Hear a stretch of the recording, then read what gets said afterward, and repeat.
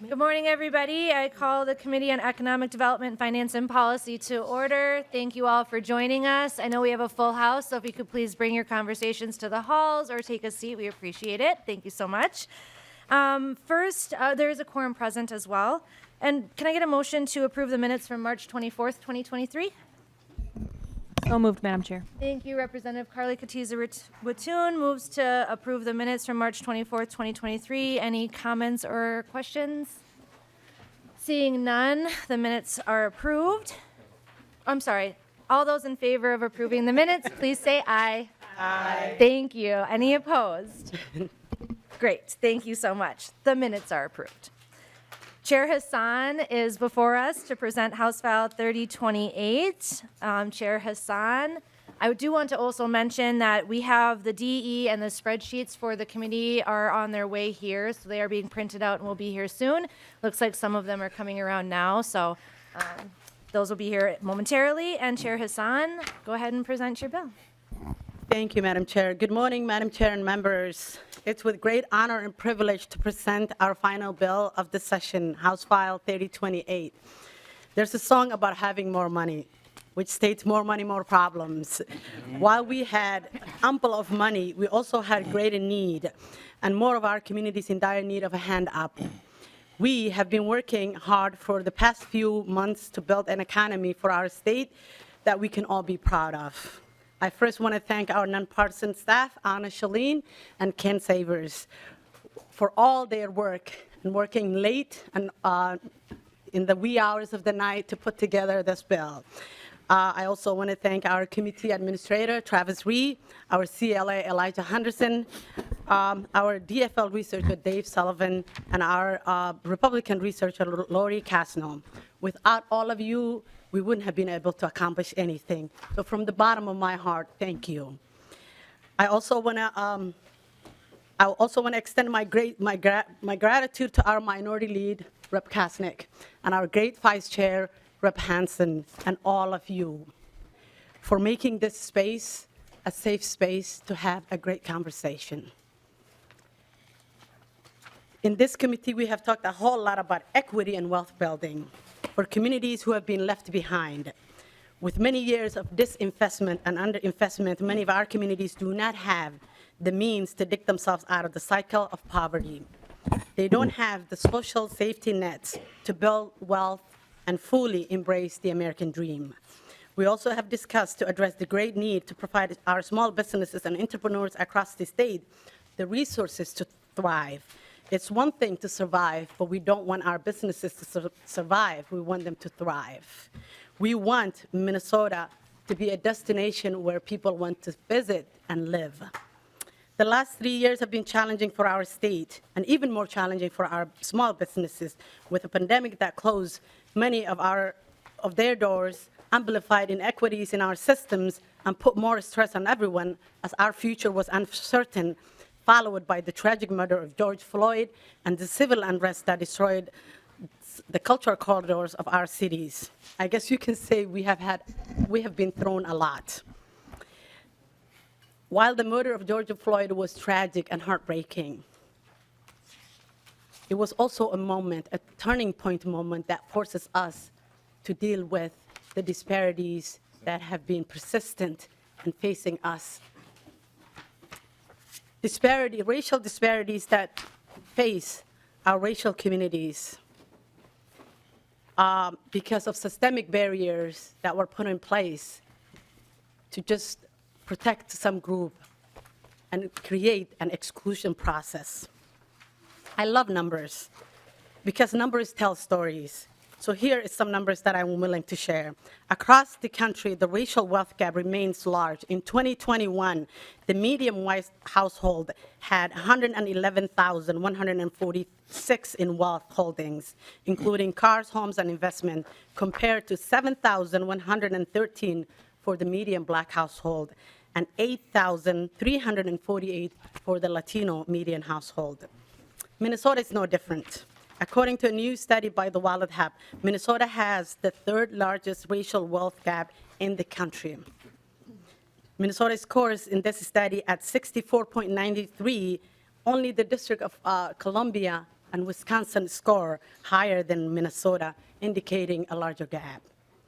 According to other research, Minnesota has the second biggest poverty rate in the nation, 291.78%.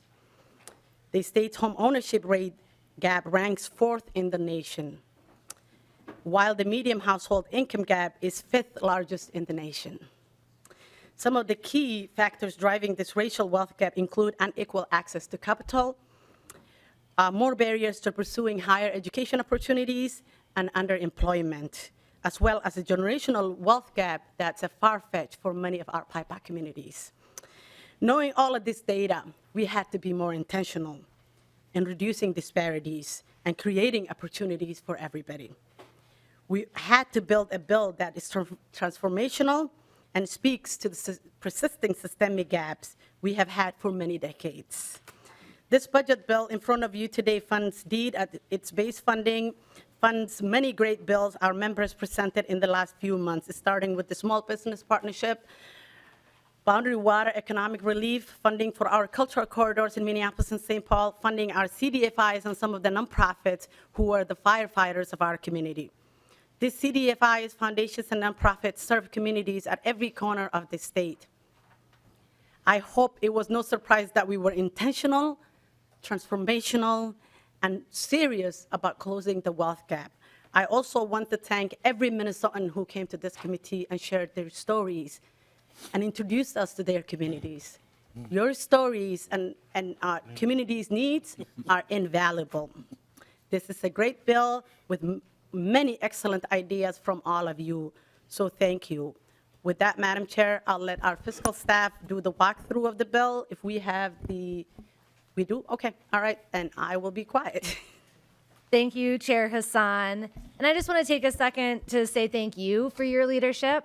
We have had an opportunity to really be inspired about what the future of Minnesota can look like with both a bold vision and a reconciliation at the forefront. I think that's really important.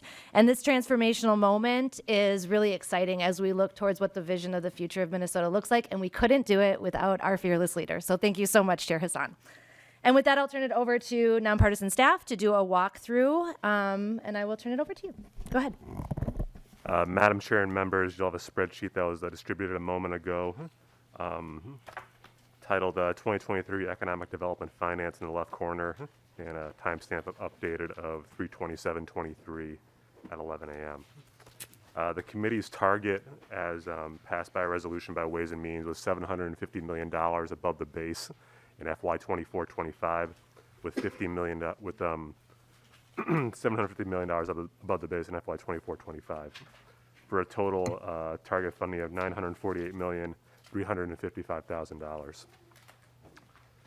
If you look at line 10 of the spreadsheet, you'll see in the columns to the right-hand side titled DE Amendment, DE minus base 24-25, DE Amendment tails, and DE Amendment minus base FY 26-27. Those will be the columns we'll be discussing today. Line 10 shows the total appropriations for the DE amendment. You'll see in the column in DE minus base that's $750 million above base, so the committee has hit its target. Additionally, line 16 is the total general fund impact, or net, that is also $750 million above base. Madam Chair and members, I'll just go through the changes that were included in the DE for the sake of brevity. Line 43 is the first change item, which is the Small Business Partnership. That is a $10 million increase above base and a $6,508,000 increase above base in the tails. The next item is an increase to the Rural Policy and Development Center, a $500,000 increase in FY 24-25 one time. Skipping down, the next change item is on line 75, which is a $500 million appropriation to the Minnesota Forward Fund. Additionally, on line 79 is the Small Business Navigators Program at $2.5 million increase and a $2 million increase in the tails as well. Line 81 is the Office of Child Care and Community Partnerships at a $1 million appropriation, and then the same amount in FY 26-27. Flipping the page over onto line 84 is the Expo 2027 support, $5 million one-time appropriation. Line 85 is the Small Business Development Center support, a $1 million increase, or $1 million appropriation, and $1 million in the tails as well. Next, Community Wealth Building Grants, line 86, $3 million, and then additional $3 million in the tails.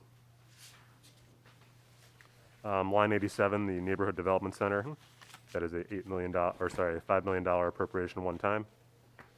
There are several designated carve-outs that are listed in brackets. I will skip over those. Line 92, the Center for Economic Inclusion, a $5 million one-time appropriation. Line 93, the Canadian Border Counties Economic Relief Program, $4 million one-time appropriation. Line 95, the Targeted Community Capital Project Grant Program, which is $10 million one time. Line 96, the Emerging Developer Fund Program, $20 million one time. Line 97, the African Economic Development Solutions appropriation, $2 million one time. Line 100, the Enterprise Minnesota Small Business Growth Accelerator, $1 million one time. Line 101, the MNSBIR Incorporated appropriation, $3 million one time. Line 102, the African Career Education and Resources Incorporated, $2 million one time. Line 103, African Development Center, $2 million one time. Skipping down to the next appropriation, line 107, the P Fund Foundation, $750,000 one time. Line 108, which is Quorum, $250,000 one time. Line 109, the Initiative Foundations, $6 million for the overall appropriation, and then there are several designated carve-outs for specific initiative foundations that are listed on the lines below. Then line 116, which is $627,000 for the Community and Economic Development Associates. Line 117, the Latino Economic Development Center at $3 million one time. And there are several designated carve-outs. Line 120, which is the Latino Chamber of Commerce, $250,000. Line 121, the Metropolitan Economic Development Association, is $7.5 million one time. Skipping down further on line 124 is the South St. Paul American Legion site repurposing item, which is $175,000 one time. Moving down to line 125 is the Empowering Enterprise Program at $125,868,000. That only occurs in FY 24-25, so it's a one-time appropriation. There are several designated carve-outs within that for certain entities. And Madam Chair and members, that wraps up the deed portion. We can skip now to the other committees within the other components within the committee's jurisdiction. The next one occurs on line 203 for Explore Minnesota Tourism. That is a base adjustment for maintaining current service levels at $4,630,000 in FY 24-25, and then a reduced amount of $1,492,000 in FY 26-27. Flipping over the page, on line 204 is the next change item for Explore Minnesota Tourism, which is making Minnesota a top 10 destination. This was the governor's change item. It is $11,800,000. It is a one-time appropriation. There are several designated carve-out for purposes and institutions up below it. And then finally, for Explore Minnesota Tourism, line 211, a $2 million one-time appropriation for tourism industry recovery grants. Moving down, there are several other change items I want to note to the committee that the Destination Medical Center, the IRRR, and the PFA have no changes in this bill. They are funded at current law base. Line 231 is an appropriation to the Department of Administration for $10 million. The components of that are listed on line 235 and 236. 235 is the Capital Area Transportation Corridors appropriation at $5 million one time. And then line 236 is the Capital Area Community Vitality Task Force account. This is a transfer into that account. It's a $5 million one time, only occurring in the first year. And then line 238 is the Capital Area Architecture and Planning Board, better known as the CAP Board. That has a direct appropriation of, on line 239 of $150,000. And the purpose for that is to support the task force on line 242 for $150,000. Madam Chair and members, that wraps up the walkthrough of the spreadsheet. Thank you so much. Ken Savory with Nonpartisan Fiscal Staff. We would be lost without you. So thank you so much for going through that with us. Next up, Anna, if you could go over the DE amendment and the bill itself. Thank you so much.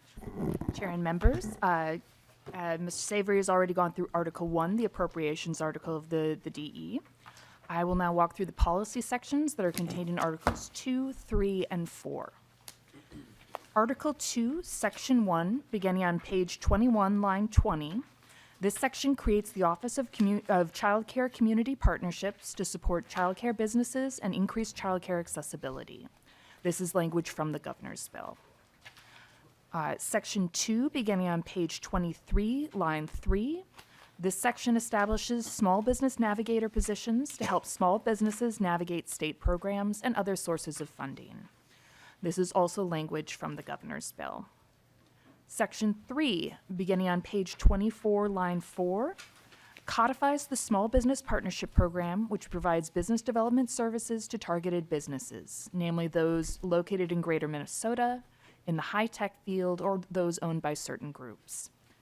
This is based on House File 504 from Vice Chair Hassan. Sections 4 through 7, beginning on page 25, line 17.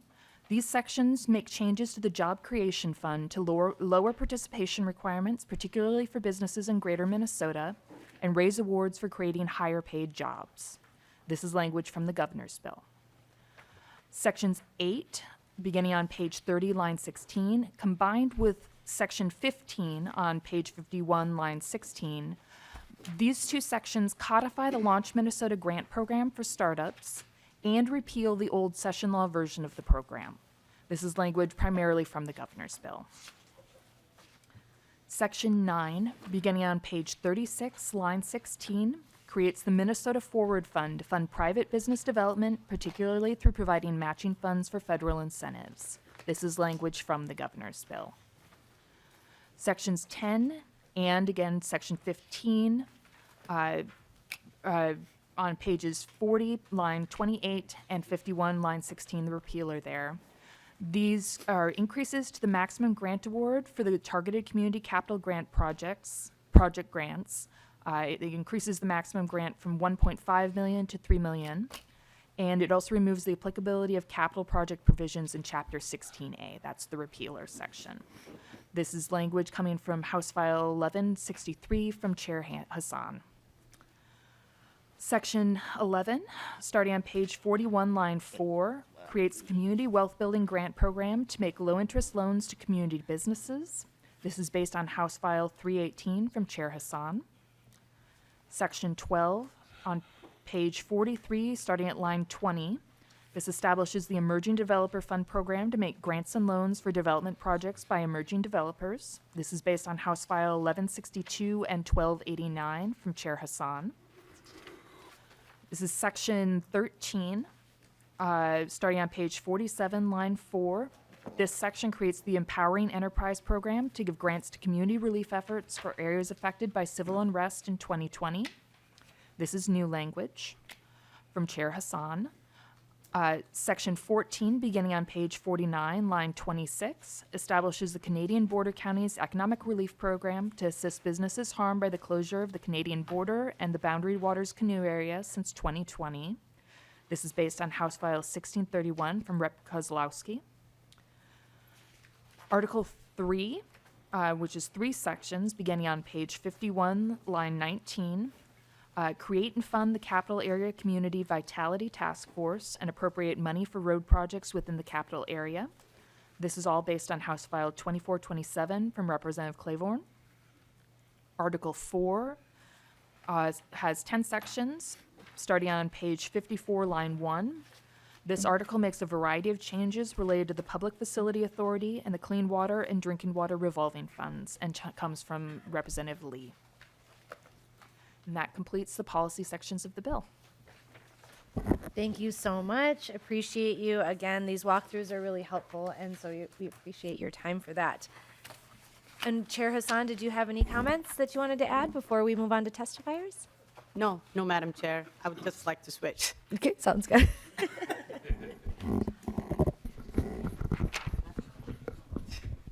So while she makes her way back here to the gavel, I will begin our testifiers. First up, we have Mayor Jacob Fry from the city of Minneapolis. Make your way to the table, introduce yourself, share your pronouns if you would like, and you can proceed.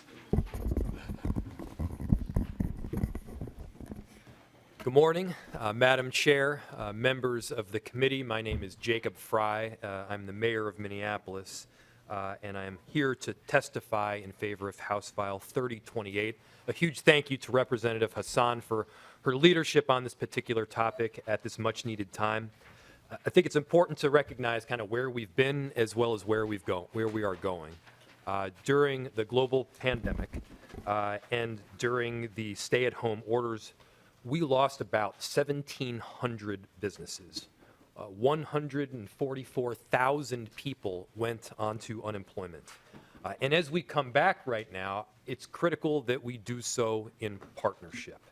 The city is ready to receive, and we are ready to allocate funds. In fact, we have a system that is already set up and in place for this Empowering Enterprise program, where we're able to do compliance. We're able to receive these funds and get them out in a timely manner to make sure that it's going to the people and the businesses that need it most. And as we've seen, the businesses that were most substantially impacted by COVID-19 are many of the same exact businesses that were impacted by the unrest following the murder of George Floyd. And we're not just asking for funds alone. We as a city have been and are ready to step up and do our part. $12.7 million has already been allocated to around 25 different projects, triggering around $72 million in investment. That is on top of the business and technical assistance that we've been providing, on top of the case management support, on top of the $4.5 million that went to rubble clearance and additional assistance that has helped around 1,500 businesses, and that, by the way, includes fee waivers for those 1,500 businesses. And so this state funding at this critical time will energize our recovery, will help stabilize our tax base, and I would attest that this is a good thing not just for the residents of the city of Minneapolis, but for our entire state. For every $3 that the city of Minneapolis produces, we get back $1. We are proud to be the economic generator and the engine of the state of Minnesota. We are proud to provide tax dollars to other areas of our state that need it. And we need to make sure that that pump is primed. We need to make sure that that engine continues to run. This is a huge part of that. So these partnerships are built to align and leverage additional funding. This is not the kind of deal where you simply put in a certain number of millions of dollars and then that is exactly what you'll get back out. These dollars will leverage additional investments. They'll leverage tax revenues that then can go back to your district. And these state investments will be able to increase the economic impact that we are able to have. So together, I really believe that we can come out of this challenging period of our history united, I'm proud to stand for any questions, and we truly appreciate the partnership. Thank you, Mr. Mayor. We will hold questions and just try to run through the testimony. Yes. Up next is Calvin Littlejohn.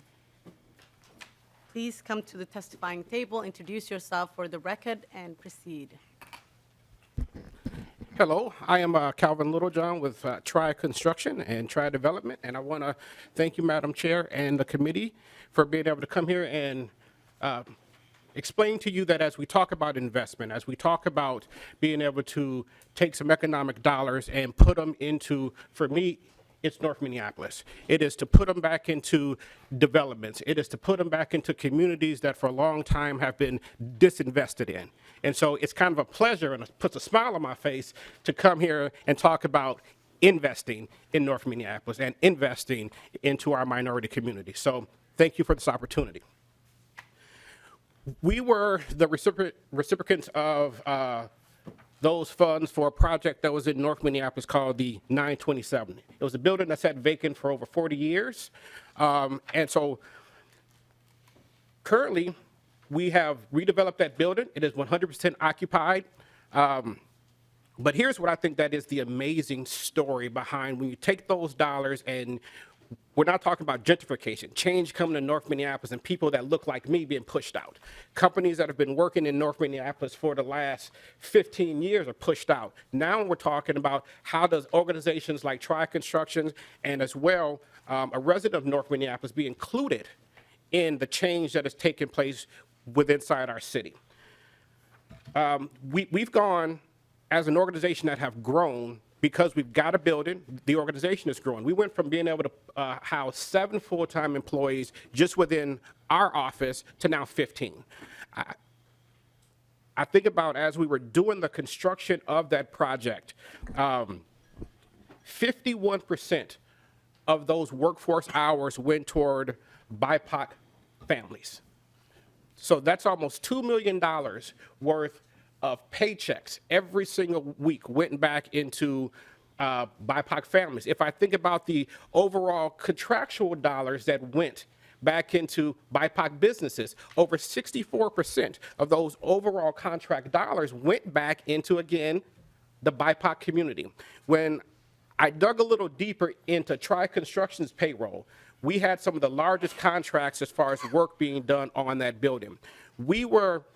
81% of our workforce was BIPOC community. As I dug deeper, 47% of our workforce was African American. We have a large population of ours that live in North Minneapolis. And so as we talk about investing in our communities, I'm going to come back around to invest in our businesses. Our businesses will directly invest back into our communities. And so I'm proud to be a North Minneapolis resident that live in North Minneapolis. I have a business in North Minneapolis, and I hire from North Minneapolis. We've grown. We are continuing to grow. But again, I think what we are so proud in being able to contribute back to our city and back to our employees is access to opportunity. The construction industry and where we are, it's a middle-class job. The average carpenter makes $80,000 per year. This is the opportunity when you take those dollars, right? Allow us to stay within our community, grow our business, redevelop properties within our communities. We are the transformation that make these things possible when in our communities when you empower us to do so. So again, I won't take up much time, but I just want to say thank you. Thank you for this opportunity, and just wanted to tell you what the impact it has had on me, my employees, but most importantly, because I'm a resident of North Minneapolis, my neighbors. I underestimated the pride that my neighbors would have as me being their neighbor, knowing that a couple blocks away, we are redeveloping inside our own neighborhood. And there is this infectious conversation that just takes place within that community. So it is the empowering of an overall community when you talk about investing and empowering a community. So thank you. Thank you for your testimony. Up next is Abe Damaj. Please introduce yourself for the record, share which group you're with, and proceed. All right, my name is Abe Demaj. For some of you guys know me, I have a business in South Minneapolis, and I'm representing today the city of Minneapolis, specifically for the CPDF fund. Lake Street is a home to me and to most of I call them the new American partners, not even immigrants, because I think that's a low term to call us immigrants. We have contributed to the state of Minnesota through our wealth, to our work. That diversity is gone. It's no longer there anymore. If you drive by Lake Street, it's vacant lands, everything is tied up with the fence. We went right after the George Floyd's murder. It broke down to the Lake Street. People of colors, anyone you have it, you name them, families, workforce, everything is gone. I was here in 2020 through Zoom and to ask to rebuild our community. The sad thing that I was asked back then was, how come your insurance cannot cover that? Well, I told the lady, I said, did you ask the same question to the rural areas when they get hit with tornado? So, and we have to be fair. I'm not here to specify colors or races. I think we are Minnesotan here. We pay our dues. We pay our unemployment. We're hired from our communities. South Minneapolis has been destroyed. If you guys cannot save it right now, there's no other chances. Now we have the House and the Senate is being by Democrats. I want to hear back. We should not be here sitting again to testify. You should guys write the check, and let's rebuild this city that we have lost. We don't want to go back through that again. I mean, this is just crazy. I have to come and testify. You guys, it's unacceptable to me. My people are suffering. There's no workforce. You drive by, there's a vacant land that you see in there. I'm not here to beg for money. I'm not asking here for bailout. We deserve it. I paid every dues. Me and my committee, we paid every dues to this state. So now I have to be counted as a second citizen? It's not fair. It's not fair. So if you guys come to Lake Street, you could see a vacant land. Our building was burned down to the glaze, 1:15 a.m. in the morning. Did we cause it? No, we didn't. We stood for the same one reason, as Calvin mentioned, for the same one reason: disparity, social disparity, economic disparity. This is a time for the state of Minnesota. You have more $17 billion.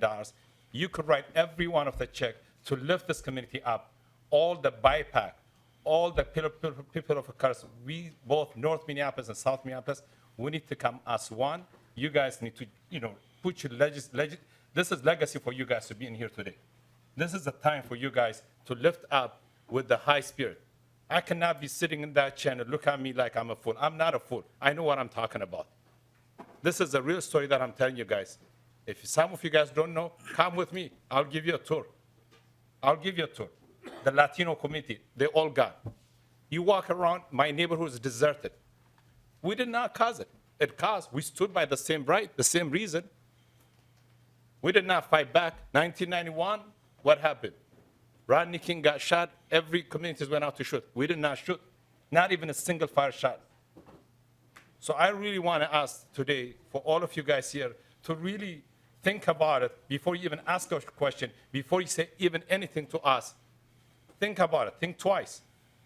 We are the same people here. I'm not coming here to divide. I'm coming here as a unity, all of us. I don't want to even call myself immigrants. I don't want to even call myself black. I don't want to even call color. I am Minnesota.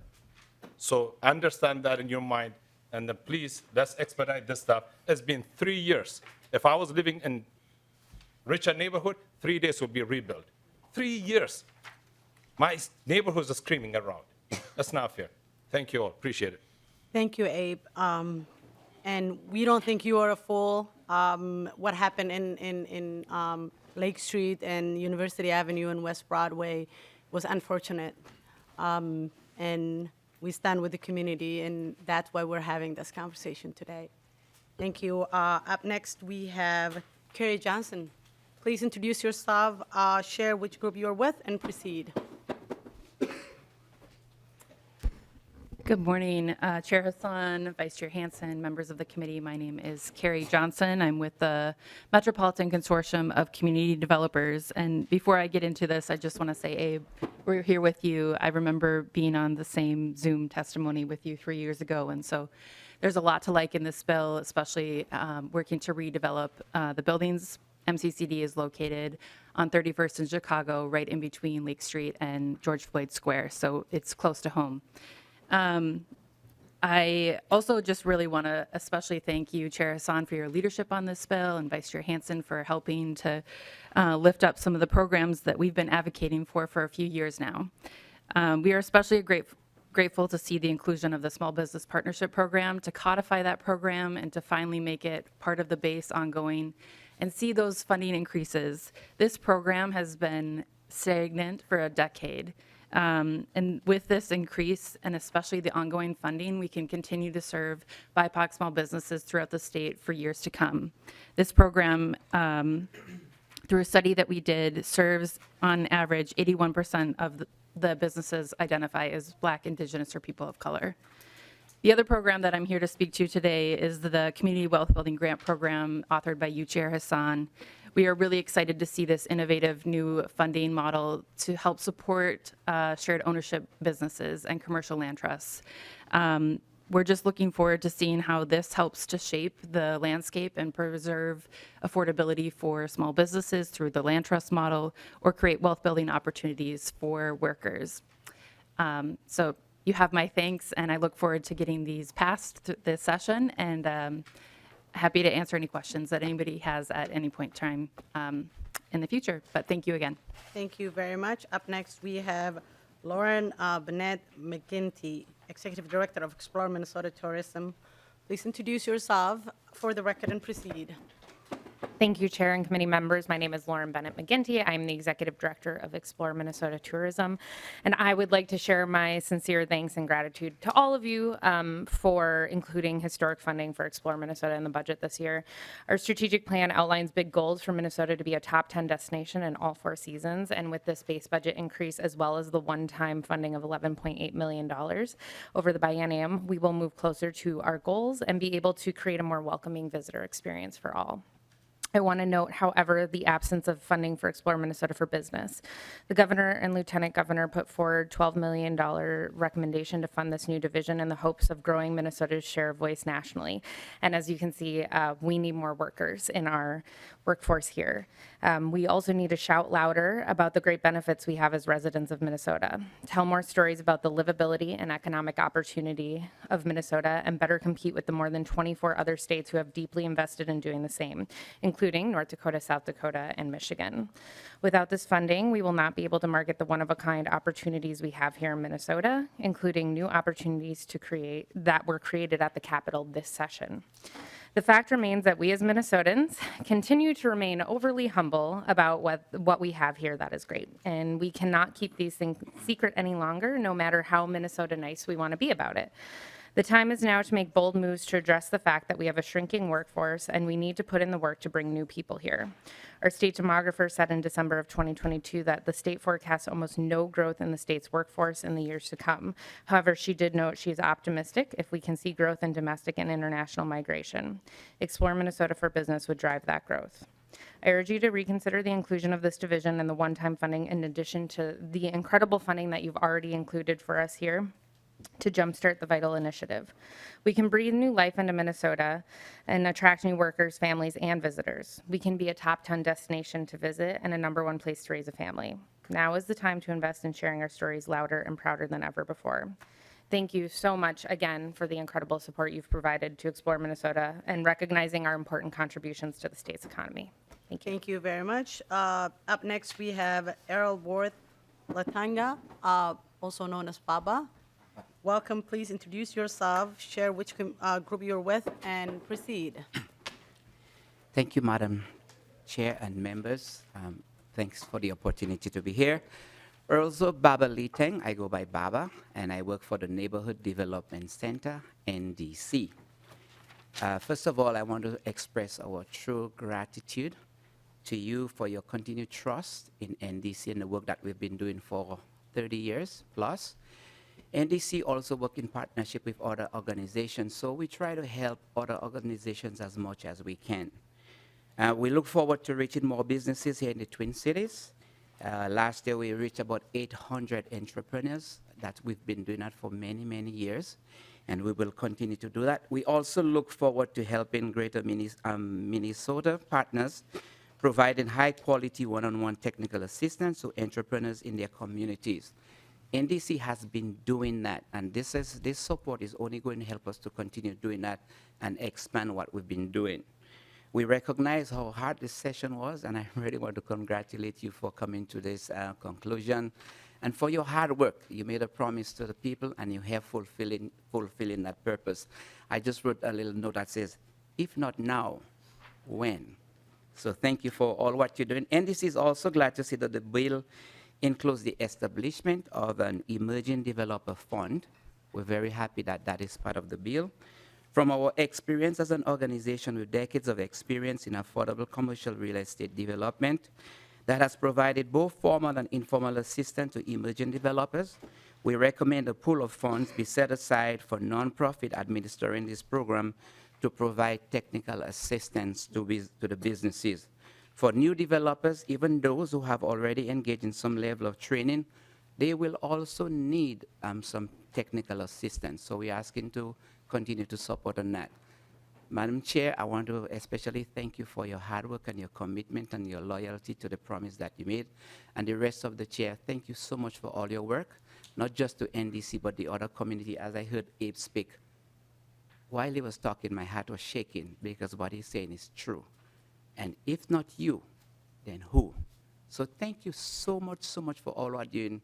NDC has a track record, and we will continue to do that. Thanks very much. Thank you for your testimony. Up next, we have Melanie Tomczak, Chief Technology Officer for BioMaid. Please come to the table, introduce yourself for the record, and proceed. Good morning. I'm Melanie Tomczak, Chief Technology Officer for BioMaid. Thank you, Chair Hassan, Ranking Member Koznick, and committee members for allowing me to discuss economic and job creation opportunities biomanufacturing can bring to Minnesota. BioMaid is a national nonprofit based in the Twin Cities that is a public-private network of 190 companies, universities, community and technical colleges, and nonprofits across 31 states initiated by the federal government. We are part of the Manufacturing USA network, and our mission is to grow and strengthen bioindustrial manufacturing and the bioeconomy here in the United States. In December 2020, Congress passed the 2023 Consolidated Appropriations Act. It included $300 million in federal funds secured by Minnesota Congresswoman Betty McCollum to fund industrial biomanufacturing pilot-scale facilities. BioMaid is proposing to use $100 million of these federal funds, if matched by an equal amount of state funds, to make Minnesota the first site in the nation to launch our biomanufacturing innovation network. While other states are lining up, we believe Minnesota is the right place to launch this national initiative. The federal match language in the committee's bill represents the intent of bipartisan legislation, House File 2997, authored by Representative Cowley Herr. BioMaid is deeply appreciative of Representative Herr's leadership and the important leadership of the bill's 13 co-authors, including Chair Hassan and Representative Schumacher. As I said, the federal match language in the bill before the committee will yield $100 million match of federal funds from BioMaid.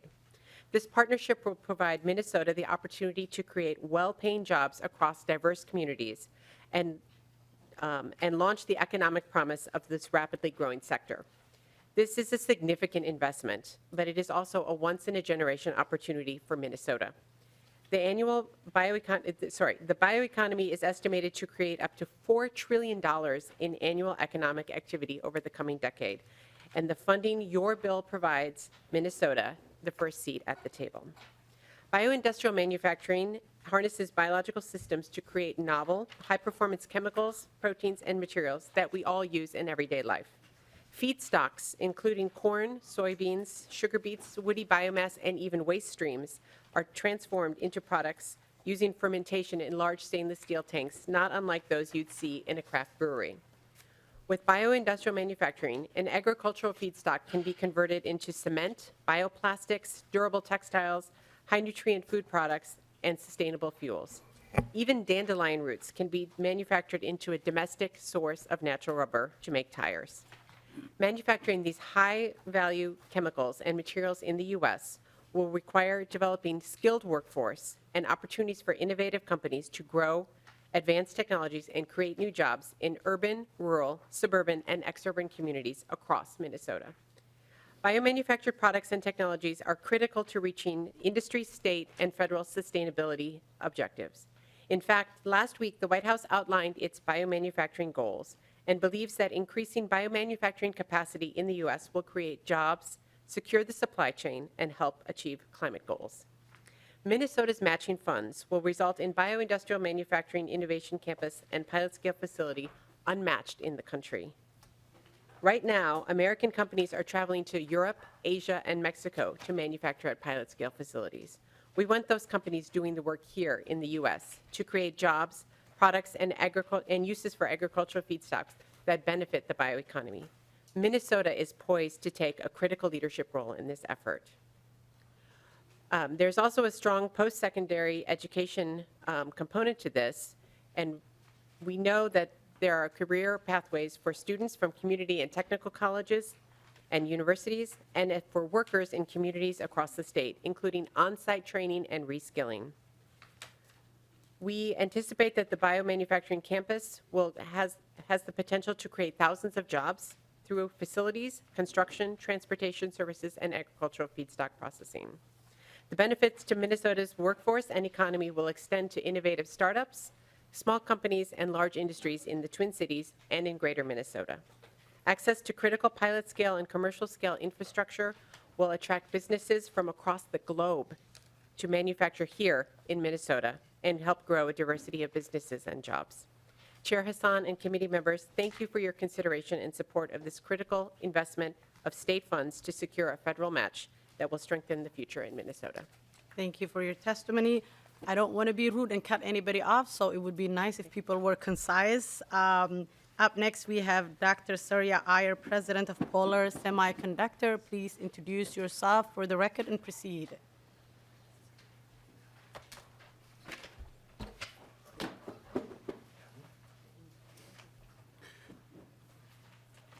Good morning. My name is Surya Iyer. I'm the president of Polar Semiconductor. Polar Semiconductor is the largest semiconductor manufacturing facility in the state of Minnesota.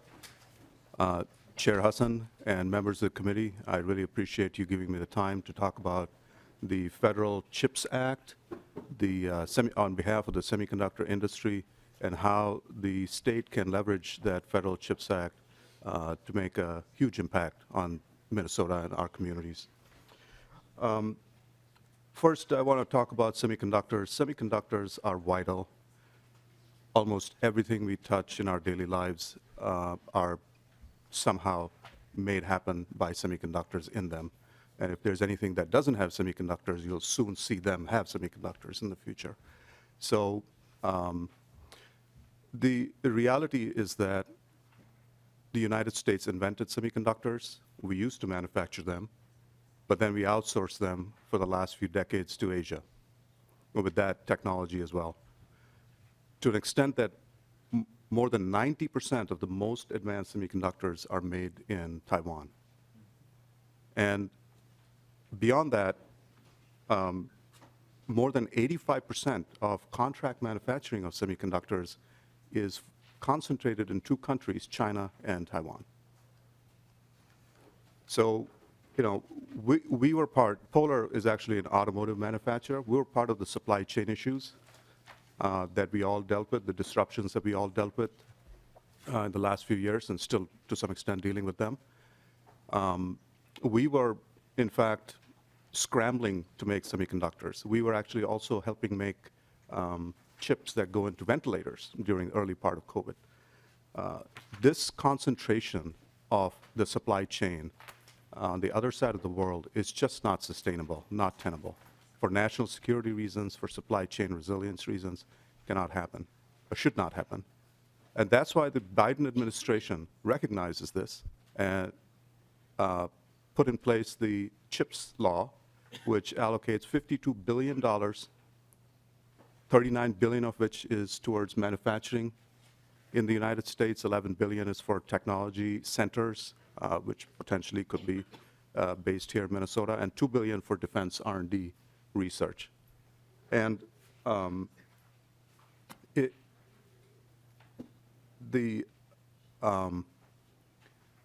the federal government expects that this investment of $52 billion is going to have multiplier effects and also spillover effects.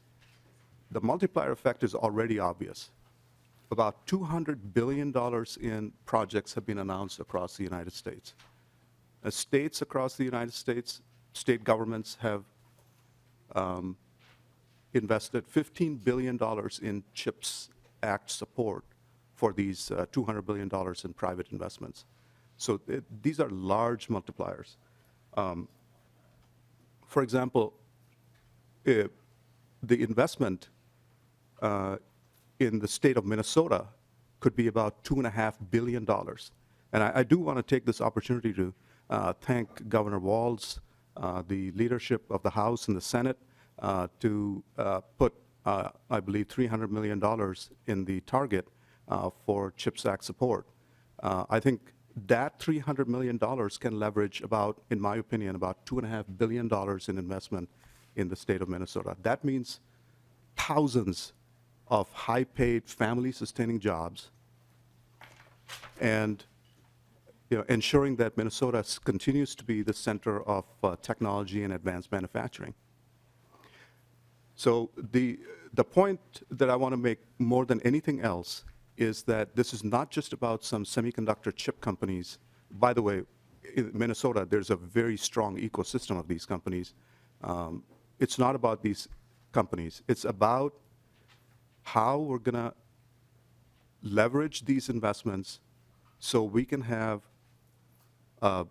strong workforce development, which makes sure that we're not just going to the same well that we've always gone to, but attracting people who we have not attracted in the past, black, indigenous, people of color, women. We have a huge shortage of women in the semiconductor workforce. Veterans, rural people. We don't attract too many rural people either. To make all of these things happen, we have to work with high schools, colleges, universities across the state. It can't just be just in the local area. We have to work with them. We have to work with job creating, job training type of organizations, child care organizations, figure out how to provide housing for people who are going to be coming from further away. These are all things that we are not just want to do, but these are all things that the CHIPS Act requires us to do. So it is incumbent upon us to make sure that these investments happen and the spillover effects go across the communities that we all live in the state of Minnesota. I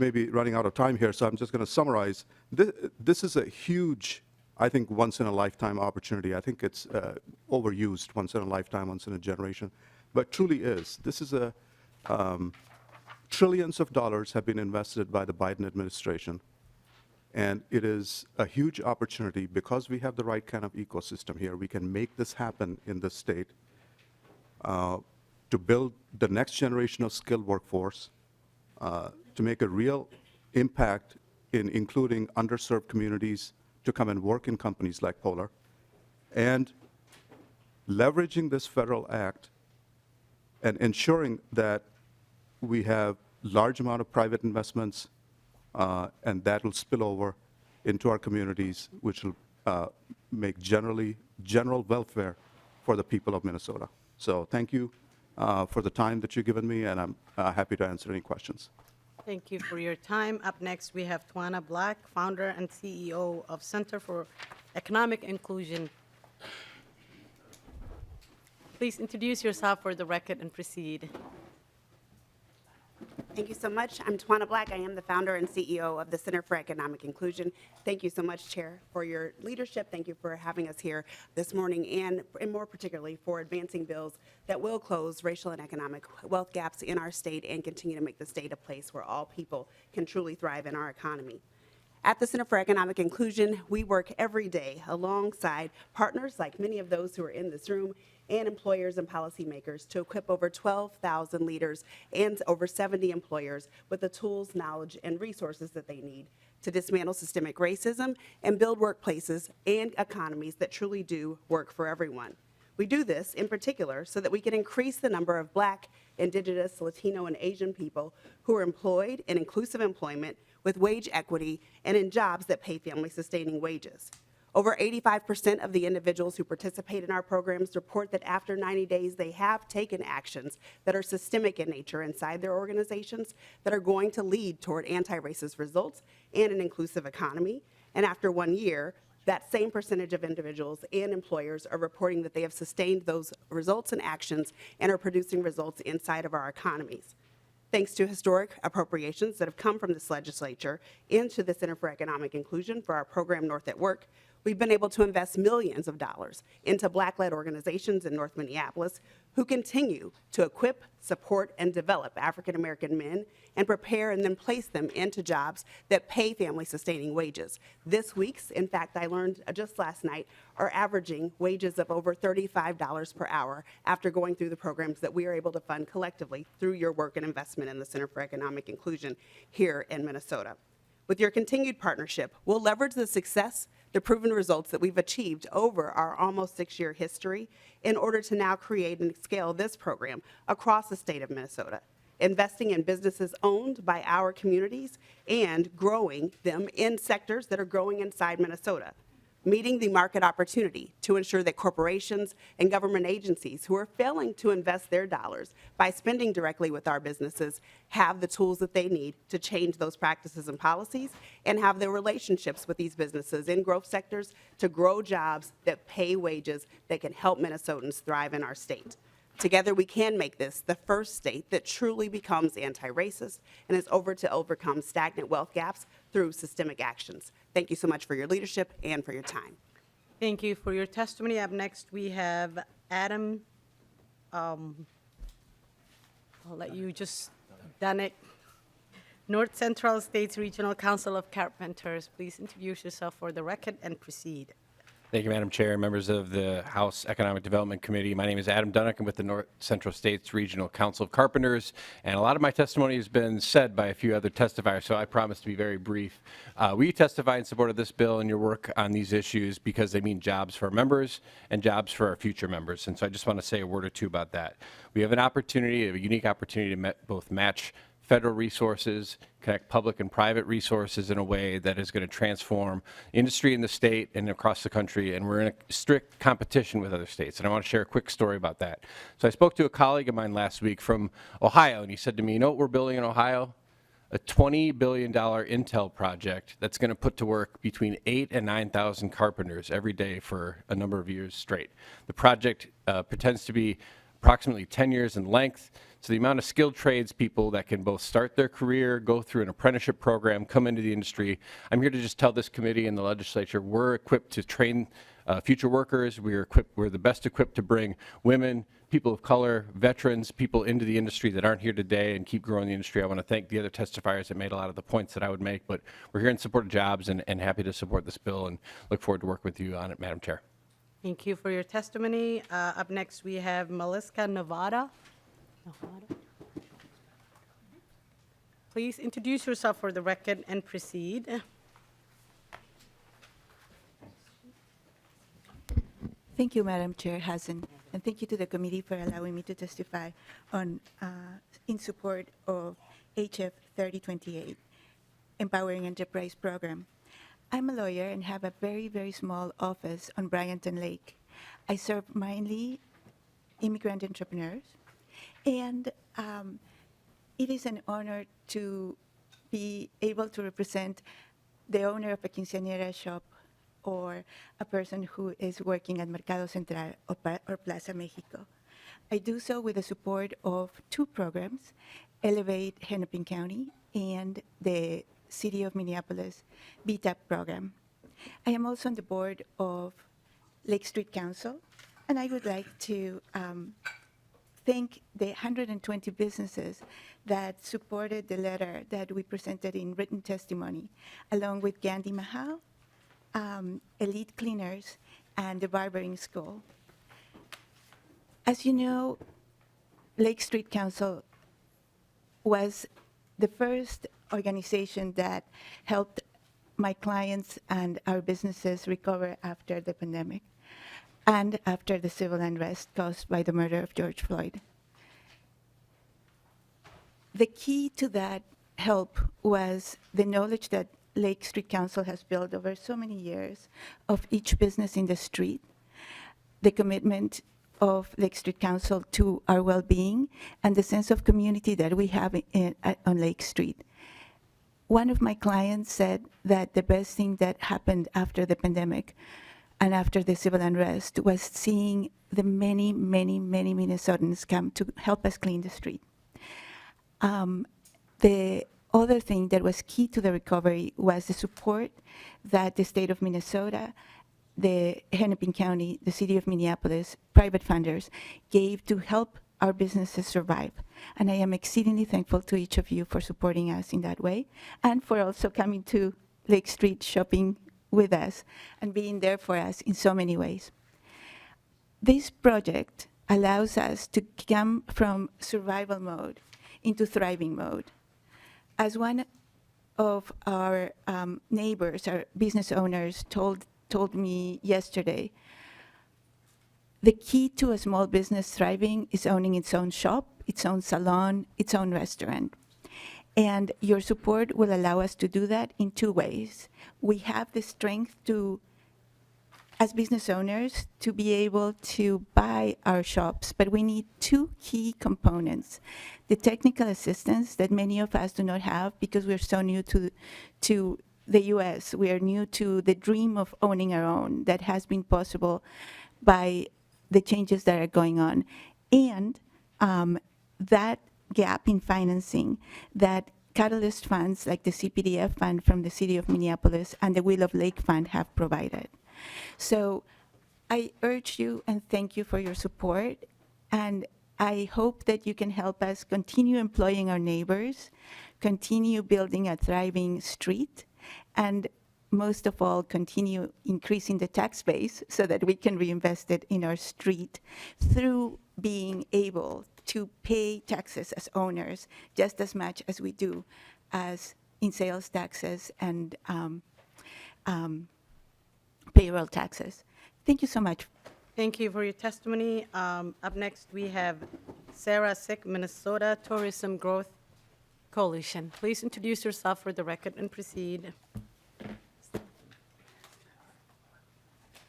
Thank you. Madam Chair and members, my name is Sarah Pasick, and I am representing the Minnesota Tourism Growth Coalition, a statewide group of public, private, and nonprofit tourism organizations and businesses. We want to thank you for including funding for the tourism industry recovery grants in the omnibus budget bill. We also want to thank you for funding many of the governor's recommendations for Explore Minnesota Tourism. You have a letter in your packet that is also signed by the Community of Minnesota Resorts and the Minnesota Association of Convention and Visitors Bureaus. The tourism and hospitality industry was one of the hardest hit industries during the pandemic, and while there's been some recovery, that recovery has not been consistent. Recovery has not been even across the state or across tourism sectors, and we know that full recovery will take several years. We also know that the success of the tourism and hospitality industry plays a strong role in the success of a community. Investing in tourism marketing and activities provides a return on investment in the form of increased local, regional, and state taxes, which provide support for many community services. Increased tourism activity benefits local restaurants and bars, gas stations, grocery stores, theaters, museums, event planners, stage crews, printing shops, outdoor recreation, and many more businesses. The grants funding included in your omnibus bill can be tailored to meet the needs of a local community and highlight the unique businesses, attractions, and cultures in specific marketing campaigns or events. So again, on behalf of the Minnesota Tourism Growth Coalition and our partners, thank you very much to you, Madam Chair, and the committee, for your support of tourism across the state. Thank you. Thank you for your testimony. Up next, we have Anthony Taylor with Cultural Wellness Center. I don't see Anthony. We're going to move on to Peter McLaughlin, Twin Cities LISC. Please introduce yourself for the record and proceed. Thank you, Madam Chair and members. I'm Peter McLaughlin, the Executive Director of LISC Twin Cities, which is a CDFI that works to provide access to capital for people, places, and projects that lack adequate access to capital through traditional channels. We've been heavily involved with many of the partners that you've heard from today in the recovery work in the Twin Cities. We thank you for the unprecedented level of investment in this bill in recovery and transformative development. The communities know what's needed and are ready to do the work to create local economies that work for everyone. This bill will provide essential tools for those efforts. I'd specifically like to call out, Madam Chair, the proposed investment of $20 million in emerging developers. As two participants in LISC's program demonstrated in their earlier testimony, there's a huge pent-up energy among emerging developers to lead development projects in their communities. The long-standing barriers to their success, redlining, lending practices, lack of liquidity, or timely access to critical technical assistance, these barriers need to be dismantled, and the emerging developers provisions will help do just that. The emerging developers want nothing more than to be part of the American dream and the creation of stronger communities in the process. And in addition, it's going to fuel long-term wealth building and help close the income and wealth gaps. As an organization that's provided numerous grants, technical assistance, and 9 recovery loans, and I don't want to jinx it, but another almost $8 million loan that we hope is going to close on Friday, LISC is supportive of the investment in this bill in many channels. Community organizations, CDFIs, business associations, CDCs, and local governments. The Minneapolis CPDF program in particular has been a huge contributor to many of the projects that we've been involved in. They've all been contributors to the projects and that are now moving forward, and so we support that. We think it's an important step forward. We are supportive of this bill and the strong leadership that you, Madam Chair, and the members of the committee are providing with these investments. Thank you. Thank you for your testimony. Up next, we have Taylor Smirova, Redesign Inc. I don't see. Nope. Okay. And then Natalie Johnson-Lee, Destination Northside. Nope. Okay. Make it easier for me. D'Angelo Skeffison.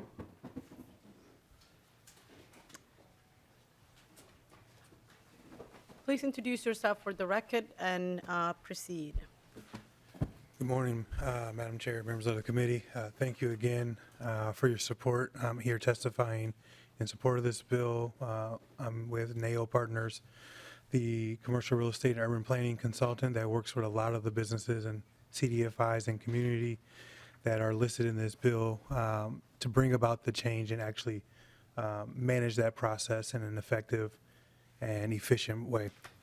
Our organization has worked with over 75 small businesses in the last 2 years and principally working along the recovery efforts along Lake Street and University through a number of initiatives listed here, as well as those that are outside of this program circle. Our work has been there when the insurance companies weren't able to cover, or the insurance policies are written in a way that don't fully bring back the value of the buildings that were left.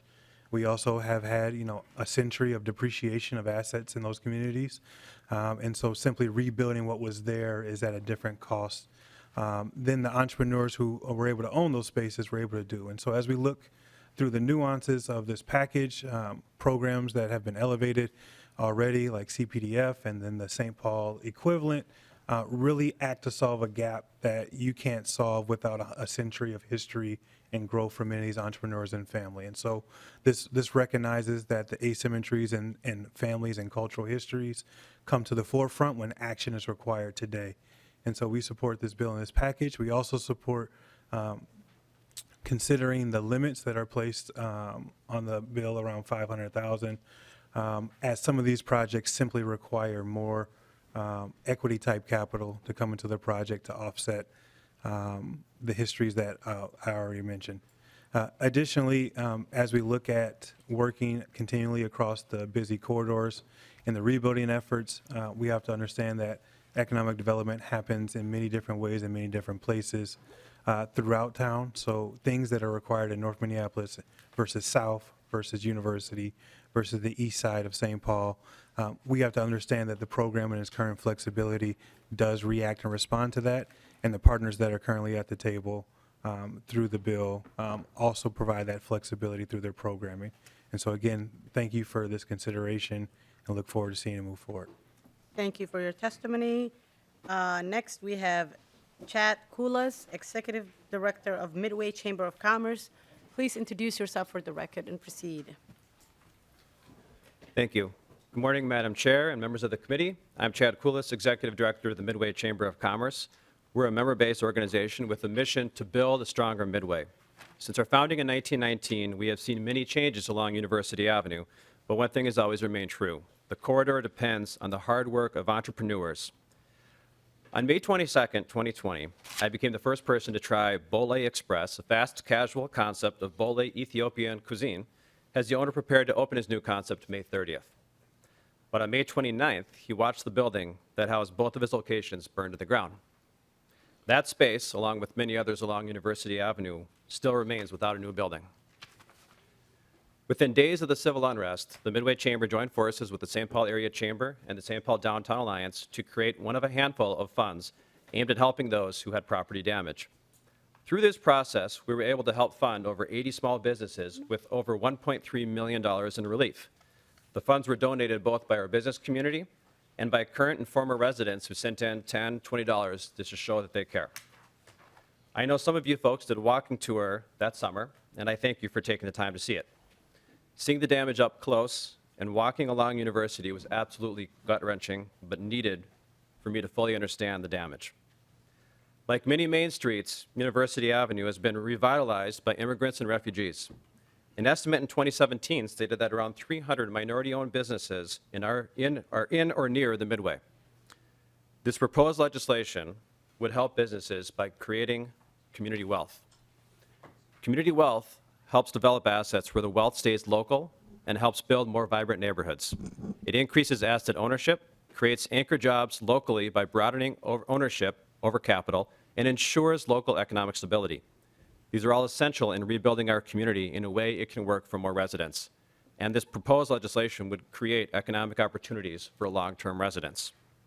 As our neighborhood name suggests, we are midway between the downtowns, but our businesses can't be in limbo as they try to rebuild themselves.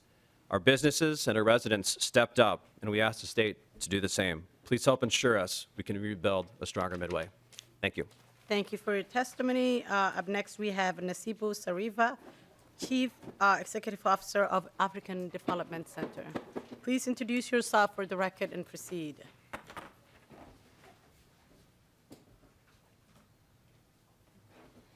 Good morning, Madam Chair and member of the committee. My name is Nasibu Sareva, the Chief Executive Officer of the African Development Center. Madam Chair, I came with some prepared remarks, but based on what I've heard from the previous speakers, I've decided to just go with the flow because I support pretty much everything that I've actually been said before. So again, sincere thanks and appreciations for you, Madam Chair, and the committee for everything that you've done into this bill, and including the three really great organizations that serves African immigrants in this state. Before I say anything, I want to really recognize my brothers here, Calvin and Eb, and I support 100% of what you've said. But again, Madam Chair and member of the committee, these are the organizations, these are the companies that African Development Center funds. If it wasn't for the funding that we're requesting from you, the funding that we're requesting from the private sectors, this great work that both of them have been talking about, it would not have been possible. So thank you so much for all what you do. Mayor Fry talked a little bit about the businesses that we've lost in the city of Minneapolis. I just want to remind everybody in this room, Madam Chair, and the committee, most of those businesses that we've lost, they were BIPAC-led companies. And when we look into the BIPAC-owned companies, seriously, especially with everything that has happened during the pandemic and the civil unrest, most of them were immigrant-owned small businesses that until today, we still don't know what we should do to fix and to make sure that those businesses thrive. Again, the African Development Center is a statewide organization that works within the African immigrants in the whole state, with 3 satellite offices, one in Wilma, another one in St. Cloud, and in Rochester.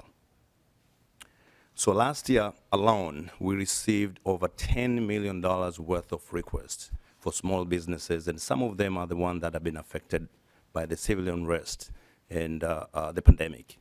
Out of the $10 million requests that we received last year, we were only able to approve about $6 million, and out of the $6 million, we were only able to actually close almost $5 million, just last year alone.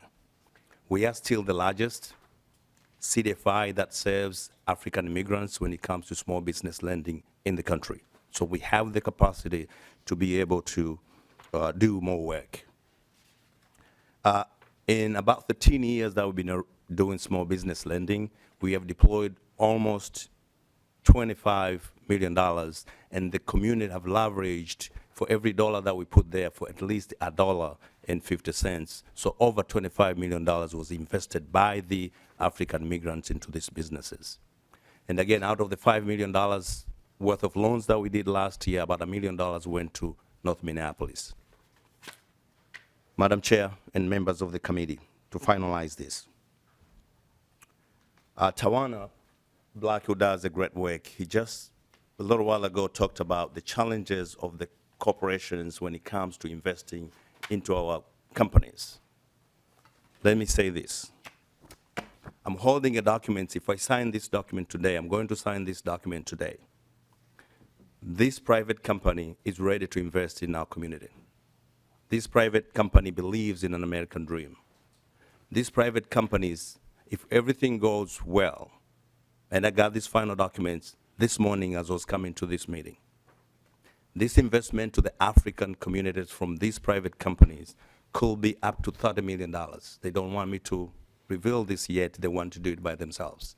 And this is just the initial investment to our communities. However, these private companies' dollars will not do anything in Minneapolis, will not do anything in St. Paul, will probably not do much in the Twin Cities and Metro.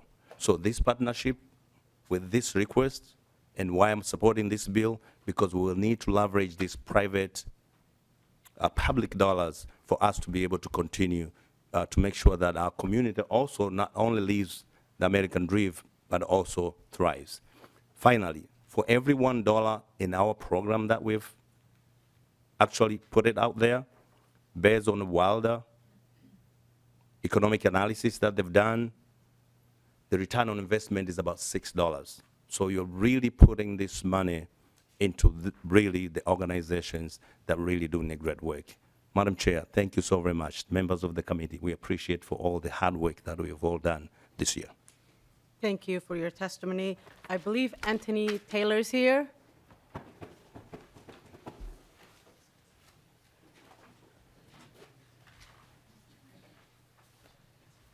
Thank you. Please introduce yourself and proceed with the testimony. Yeah, thank you, Chair. Thank you, committee members. My name is Anthony Taylor. I am with the Cultural Wellness Center. We are a South Minneapolis-based organization that's been in the Lake Street corridor, working along 30th Street for 27 years. Thank you for your commitment to making transformative investments in particularly historically disinvested and marginalized communities. And I think that thank you for your acknowledgement of this opportunity. We are excited for the investments you're making. We have the unique pleasure, honor of working on 38th Street, working on Lake Street, and working on Broadway Avenue. And what we see is something that is very important and very similar, that these communities are poised for growth and for economic vitality. And the investments that you are making are critical because this public-patient investment actually sets us up for what really transforms our communities, which is this aligned human capital investments. These investments are not investments in streets or buildings. These are investments in people's future. That it is an investment in our commitment to building communities of opportunity. And these communities are communities that have been aligned with communities that have, again, a long legacy of disinvestment. And so again, the entrepreneurs, the business owners, the building owners are disproportionately people of color, immigrant community members, and most importantly, emergent entrepreneurs and building owners. So I actually, again, thank you for your investments currently, for a commitment to transformative investment. And as we are looking at making these changes, we ask that you strengthen them, that you really begin to do the math on the money that is generated in these communities, that a $100,000 growth in a community is going to be $600,000 of real economic vitality according to our partners in deed. So again, thank you for the commitment so far and for, again, strengthening those investments as we close out this session. Thank you. Thank you for your testimony. I know we're almost at time.